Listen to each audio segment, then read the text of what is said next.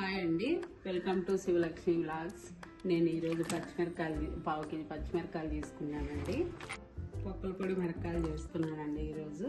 ఇవి బాగా నీళ్ళతో కడుక్కొని ఇట్లా ఆరబెట్టుకోవాలి. స్టఫింగ్ కోసం అండి ఇవి వేస్తున్నాను. 2 స్పూన్ల ధనియాలు,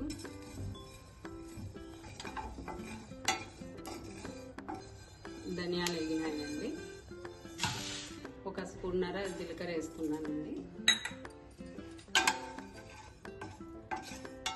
జీలకర్ర వేగిందండి. కొంచెం కరివేపాకు వేసుకోవాలి.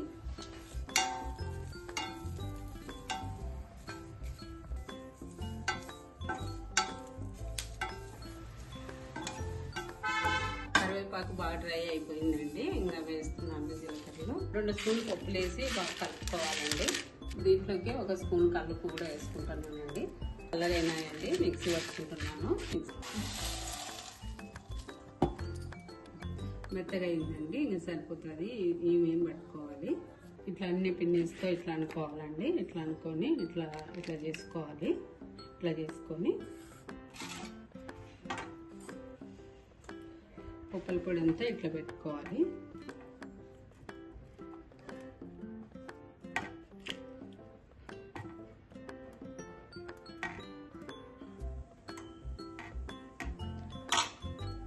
స్టఫింగ్ అంతా ఇట్లా అన్నిటికీ ఇట్లా పెట్టుకోవాలి.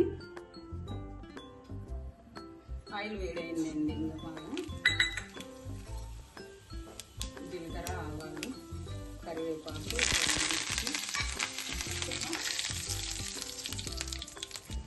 పోపు ఫ్రై అయిందండి. ఇంకా మిరపకాయలు వేస్తున్నాను.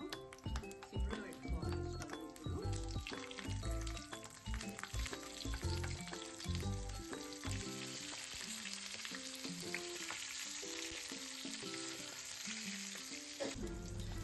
మూత తీసుకున్నానండి. 5 నిమిషాలు అయింది.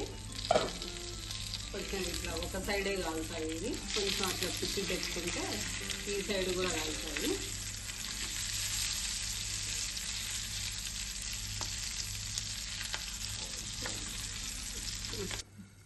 మగ్గినాయండి. ఇంకా బాగా ఫ్రై